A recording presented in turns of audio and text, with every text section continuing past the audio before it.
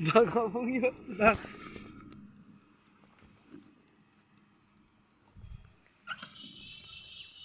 Guys, আমরা বেরিয়ে পড়লাম। আর বন্ধুটার গাড়ি একটু বাগিয়ে নিল, সব ঠিক আছে নাকি চেক করে দেখে তারপরে দিয়ে দিল ওরা বন্ধুর বড়ি।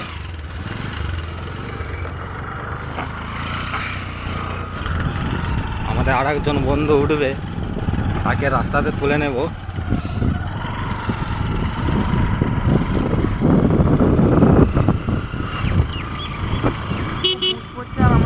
বললো না ওকে এখন থেকে ক্যামেরা করছে, তো বেরোই নেবে, এখন ভাবছি বেরোই নে ওকে সেই পার্টি অফিস থেকেই তুলে নিয়ে আমরা আর একটা বন্ধুকে তুলে নিচ্ছি। রাউটো বাবু না মজা লাগে কি আছে দেখো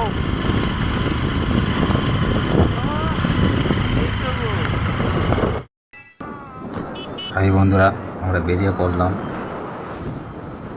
আমরা এখন বদমজ থেকে অনেকটা এগিয়ে গেছি, তো রাস্তাটা তোলা সম্ভব নয়। আমরা যেখান থেকে শুরু করেছি বদনগঞ্জ পশ্চিমফুলি ক্রিকেট গ্রাউন্ড থেকে, ওখান থেকে বনলতা রিসর্ট আমাদের যেতে সময় লাগবে। বদনগঞ্জ থেকে যদি যাই, বদনগঞ্জ বল গ্রাউন্ড থেকে, তাহলে ওখান থেকে বনলতার সময় লাগবে প্রায় 52 মিনিটের মতো, আমরা যদি মোটরসাইকেলে যাই।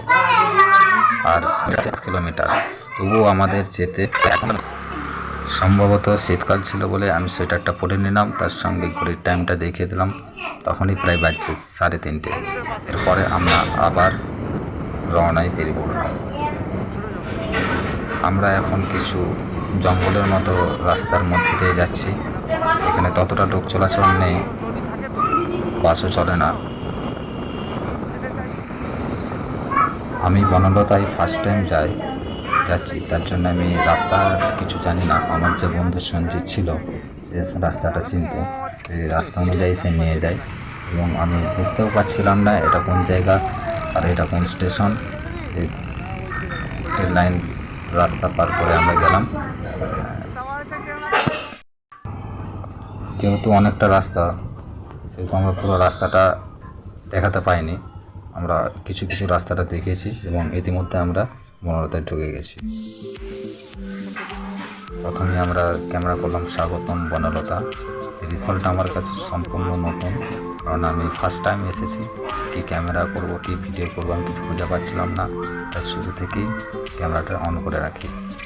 এবং আমার ভয় লাগছিল এখানে ক্যামেরা করলে কোনো কিছু অসুবিধা আছে নাকি, কাউকে জিজ্ঞাসা করার মতো পাচ্ছিলাম না।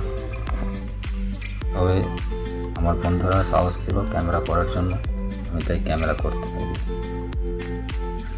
এখানকার যে মনোরম দৃশ্য, সুন্দর সুন্দর ফুলের গাছ, আমি অনেক ফুলের গাছই প্রথম দেখলাম, দেখে আমার খুব ভালো লাগলো এবং ক্যামেরা তার সাথে চালিয়ে যাই।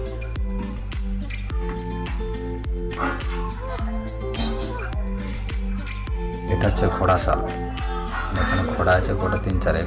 আমি একটু চাইছিলাম আরও কাছ থেকে দেখাতে, তবে আমার বন্ধুগুলো খুব কাছে না যেতে, ওনারা খুব পাশ ছুটলে কী হতে পারে, তাই আমি একটু দূর থেকে ক্যামেরাটা করলাম।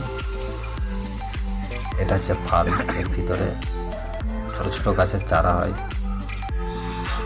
আর এগিয়ে গেলাম, জায়গাটা খুব বড়, তাই একটু একটু করে দেখাচ্ছি। ভিডিওটা একটু ছোটোর মধ্যেই রাখতে হবে। এগুলোকে বলা হয় উট পাখি, অস্ট্রেলিয়ান উট পাখি। খাঁচার মধ্যে অনেক উট পাখি আছে, আরও আর একটা খাঁচা আছে, সেটাও দেখাবো আপনাদেরকে। এখানে নানা করে প্রচুর মানুষ আসে প্রত্যেক দিন রিসর্টে ঘুরতে বেড়াতে, বিনোদনের জায়গা। এটি একটি অদ্ভুত অসাধারণ গাছ, পাতাগুলি খুব সুন্দর, অনেকটা গ্রামের ডোবার কচুরিপানার মতো।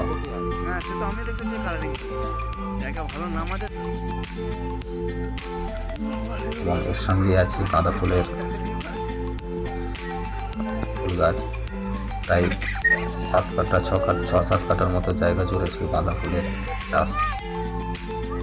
সুন্দর সুন্দর গাঁদা ফুল আছে, রক্ত গাঁদা, হলুদ গাঁদা, সব রকমই আছে। এটা হচ্ছে ফুলকপির গাছ, নানা রকম কালারের ফুলকপি হয়। ইতিমধ্যেই দেখতে পাচ্ছি একজন লোক ওটাকে নিয়ে দাঁড়িয়ে আছে, মানে ওদেরকে এরকমভাবে ট্রেনিং শেখানো হয়। আমরা আরেকটু এগিয়ে যাব, এগিয়ে যেয়ে দেখবো সুন্দর সুন্দর গাছ, আরও সুন্দর। এখানকার জায়গাটা খুব সুন্দর, এই জায়গার এই প্লেসটা। এখানটাতেই আমি প্রায় আধ ঘন্টা 40 মিনিটের মতো ছিলাম আমরা। এবং আরেকটু এগিয়ে গেলে ফার্মটা আছে, চেষ্টা করেছি ফার্মটার ভিতরে ঢোকার। আমার বন্ধু সঞ্জিত একটু এগিয়ে গেল, আমাকে বললো পেছনে পেছনে যেতে, কেননা সে হয়তো এসেছে 3-4 বার, আমার এটা ফার্স্ট টাইম। যেটুকুতেই দেখলাম বাঁদিকের একটা ছোট্ট জমিতে গোলাপ ফুলের চাষ, প্রত্যেকটা গাছে খুব সুন্দর সুন্দর গোলাপ ফুল ফুটে আছে। দেখে আমার খুব ভালো লাগলো। ক্যামেরা আমি চালিয়ে যাই, ভয় ভয় করে ক্যামেরাটা চালাতে হচ্ছে, কারণ কেউ কিছু যদি এসে বলে।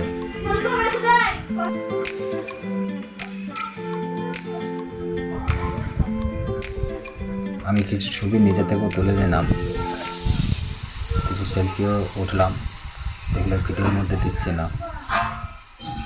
তারপর আমরা চলে গেলাম সেই ফার্মটার দিকে। ভিতরে খুব সুন্দর সুন্দর গাছের চারা চাষ হচ্ছে। এখানকার ছোটো ছোটো কিছু কিছু যেমন গাছ আছে যেগুলো ফার্মের উপযোগী হয়, কেননা এইসব গাছের রোগ ততটা সহ্য করার ক্ষমতা নেই।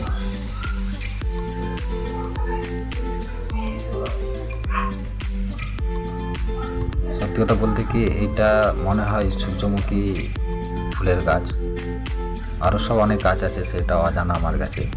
তোমরা যদি দেখো কমেন্টে লিখতে পারো কী কী ফুলের গাছ তোমরা যে দেখেছো।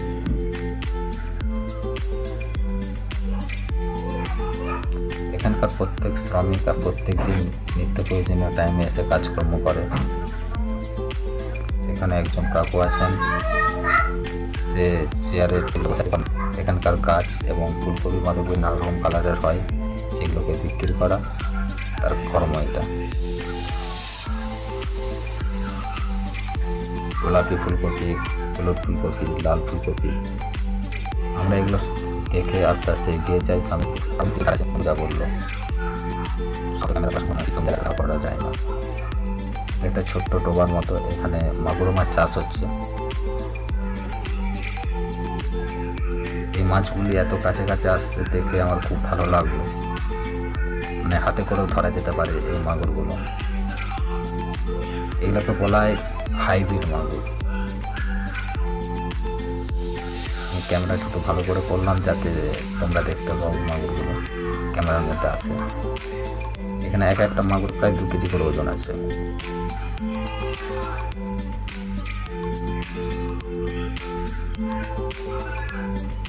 আমি আর একটু কাছ থেকে দেখবো।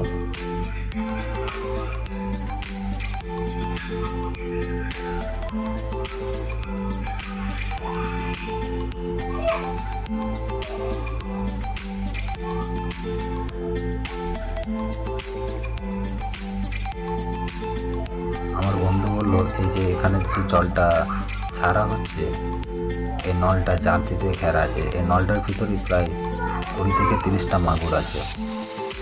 আমি একটু ভালো করে ক্যামেরাটা জুম করলাম যাতে মাগুরগুলো দেখতে পাওয়া যায়। সত্যি তাই, এখানটাতেই অনেক মাগুর আছে, মাগুর মাছ।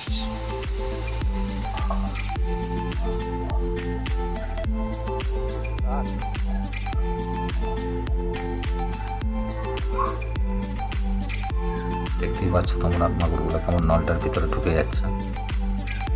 এখন প্রায় বাজে 4:30। আমরা 3:30-র সময় বেরোই, 4:30-এর আগে ঢুকে গিয়েছিলাম। বেশি সময় লাগেনি মোটরসাইকেল আমাদের এখান থেকে। যা বলেছিলাম উট পাখি, অস্ট্রেলিয়ান উট পাখি।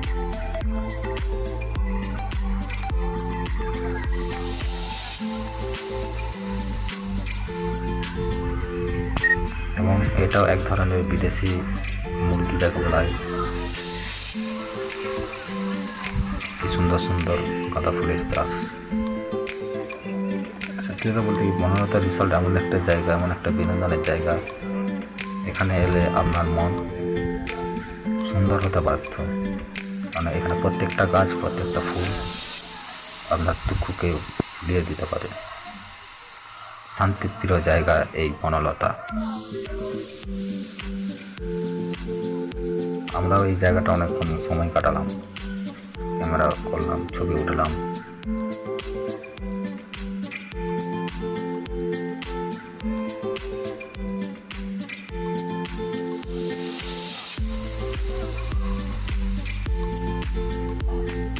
আর এই বনলতা রিসর্টে যে ভিতরে যে ঘরগুলি আছে, মানে শ্রমিকরা থাকে হয়তো এখানে, সেই ঘরগুলি প্রত্যেকই বাঁশের তৈরি ঘর, প্রত্যেকগুলি বাঁশের তৈরি।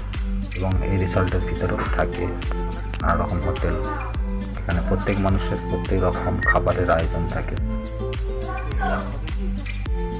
এবং বনলতার যে পুরনো রীতিনীতি সেটা এখনও হয়তো চালু আছে, দেখাবো। এটি একটি সুন্দর ঘোড়ার গাড়ি। আপনি যদি চান এখানে পয়সা দিয়ে এই ঘোড়ার গাড়িতে চেপে রিসর্টটা ঘুরে দেখতে পারেন।